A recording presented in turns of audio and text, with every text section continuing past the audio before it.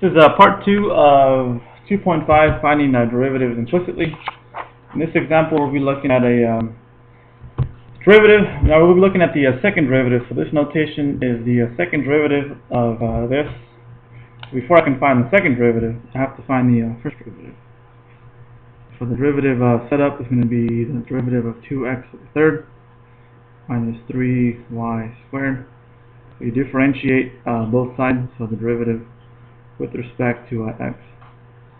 Now I'm going to use the power rule on this derivative, on this term.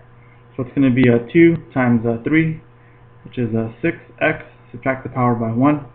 So it's going to be squared, minus, I multiply these as well. So it's going to be 6y, subtract the power by 1. So it's going to be y to the first. But since there's a mismatch on the variables, I have to multiply that by dy dx. The derivative of this constant is going to be equal to 0.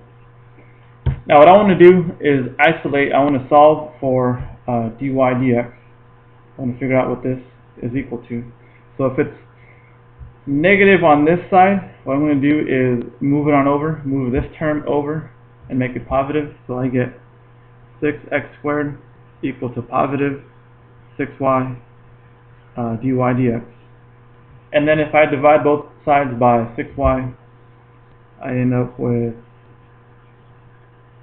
my derivative of 6's cancel out, so it's just going to be x squared all over y is equal to dy dx. So that's my first derivative.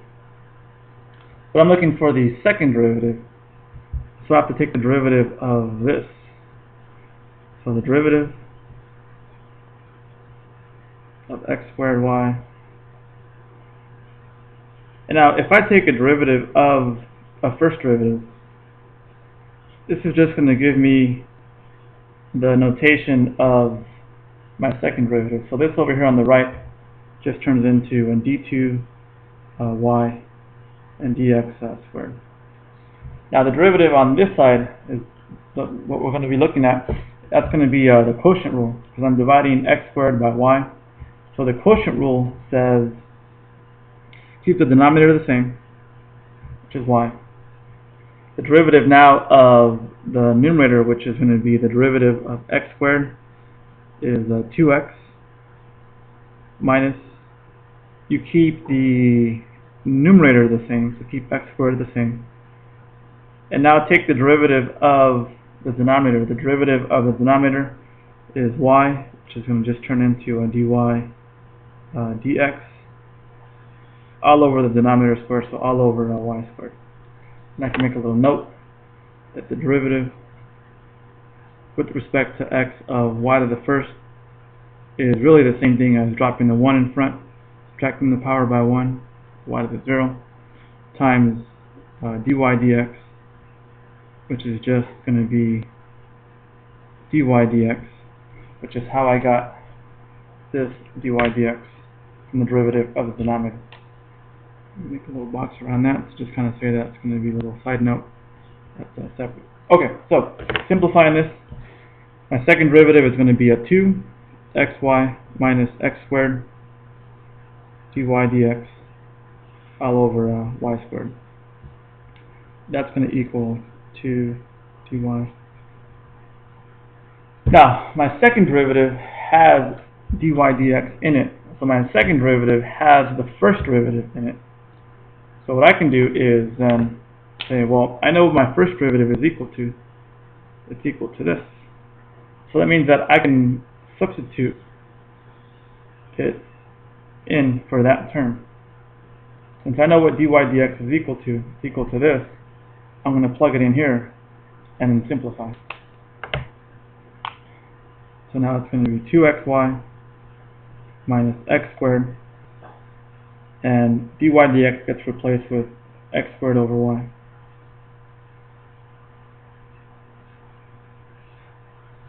And it's all going to be divided by the denominator, which is y squared. And then simplifying this a little bit further, I'm going to end up with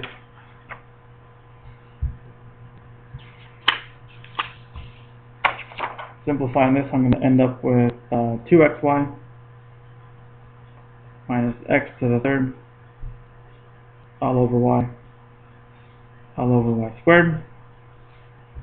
And because I have basically a fraction in the denominator, I can simplify. This is all going to be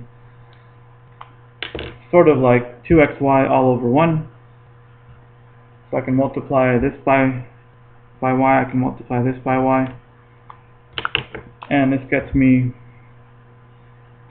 2x y squared minus x to the third all over y. And that's all over y squared. So now you have a fraction within a fraction. So again, you can think of all this as being divided by y squared over 1. So whenever you have a complex fraction, it's going to be 2x y squared minus x to the third all over y. And you go ahead and reciprocate this y squared over 1 to make it over 1 over y squared. And finally, simplifying, we're almost done. 2x y squared minus x to the third all over y to the third. And that is what your second derivative is equal to. So all this is your second derivative. And that's it for part 2.